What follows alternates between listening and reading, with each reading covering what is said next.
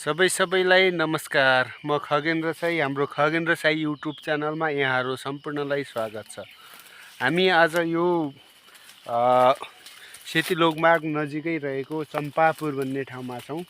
हामी यहाँ चम्पापुरमा एकदमै राम्रो बगैँचा छ।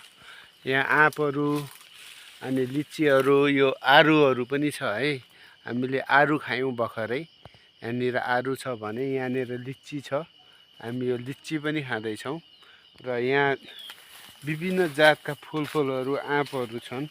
हामी यो हेर्दैछौँ। यो बगैँचा एकदमै राम्रो छ, सुन्दर छ। यहाँ आँप छ है, एकदम पाक्नलाई अब रेडी भइसकेको छ। विभिन्न किसिमको आँपहरू छ, जातको आँपहरू। यति राम्रो छ है, सुन्दर बगैँचा छ। एकपटक आउनै पर्ने ठाउँ हो है गाइज सबैजनाले। हाम्रो यहाँ चौधरी सर हुनुहुन्छ, हाम्रो यो कैलाली खानेपानी डिभिजनको इन्जिनियर सर हुनुहुन्छ। हामी हेर्दैछौँ, यहाँ एकदमै राम्रो छ, पाकेको छ। हामी यसलाई टिप्छौँ पनि है, एकजना टिपेर हामी खान्छौँ एकछिनमा। मिठो छ, स्वादिलो छ एकदमै।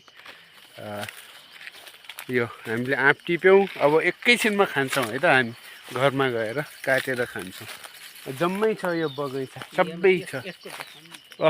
यति राम्रो सबै जातको आँप छ क्या। यो टक्क खानलाई कति मिठो छ। हामी टिप्दैछौँ, केही दाना खाँदैछौँ। यो यहाँ फेरि यहाँ अनार पनि रहेछ फेरि है।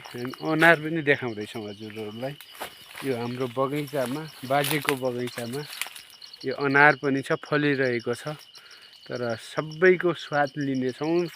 एकपटक चोसेगाँडा जाने क्रममा हामी बाटोमा झरेर तपाईँहरूलाई हेरेर यो बगैँचा अवलोकन गरेर जानुहोला। यो यति राम्रो छ है, यस्तरी फलेको छ। यो आँपको जातै फरक रहेछ होइन सर? हेर्नु त, यो कस्तो राम्रो आँप छ है। यति धेरै फलेको छ, हामी हेर्दैछौँ है। यति सानो बुट्टाहरूमा यति राम्रो आँप फलेको छ कि यहाँ फेरि अरू पनि छ। फेरि हजुरहरूलाई देखाइदिँदैछौँ हामी। यहाँ यो कटहर पनि फलेको छ है। यो कटहर पनि फलेको छ। कटहर पनि फलेको छ। अनि यहाँतिर तलतिर सबै बगैँचा है गाइस। यति राम्रो छ, जङ्गलको बिचमा यति राम्रो बगैँचा छ। यतातिर यो जम्मै देखिने सबै बगैँचा है। यो सबै बगैँचा हो। एकपटक आउनु होला, अवलोकन गर्नु होला। रमाइलो छ, खाएर जानु होला है त सबैजना। अनि हाम्रो यो भिडियो मन परेपछि लाइक गर्नु होला, सेयर गर्नु होला, सब्सक्राइब गरेर आइकनमा थिचेर अलमा क्लिक गर्नु होला। धन्यवाद।